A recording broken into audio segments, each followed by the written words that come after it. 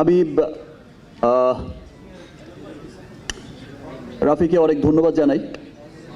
তুফানের মতো এমন একটা চমৎকার প্রজেক্ট, ক্লাসিক আর কমার্শিয়াল ফিল্ম বলে কিছু নেই, এখন দুটো শব্দই চলে, একটা হচ্ছে গুড ফিল্ম আর it's not a good film.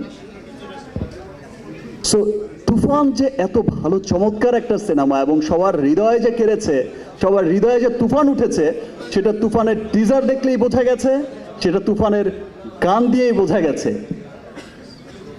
উড়াধুরাই করে দিয়েছে। থ্যাংক ইউ রাফি, এবং এমন চমৎকার একটা প্রজেক্ট আমাকে নিয়ে ভাবার জন্য আমি ধন্যবাদ জানাই চঞ্চল ভাইকে। যে জাদুকর বলে, একটু আগেই বলে গেল যে অভিনয়ের জাদুকর, সত্যিই জাদুকর। আর চঞ্চল ভাইকে ধন্যবাদ এই জন্য জানাই, চঞ্চল ভাইয়ের সাথে তো আমার একটা আলাদা বন্ধুত্ব, একটা সুন্দর একটা ভ্রাতৃত্ব, এটা তো আছেই। আমরা অফিস রাফি তো বলেছে, সবাই জানে। বাট আমি সত্যিই বলছি যে আমি ভাবতেই পারি না, উইদাউট চঞ্চল ভাই আমার কাছে প্রজেক্টটা তুফান অসম্পূর্ণ থেকে যাবে। আমি ধন্যবাদ জানাই আমার দুই বিউটিফুল কো অ্যাক্ট্রেসকে, নাবিলাকে।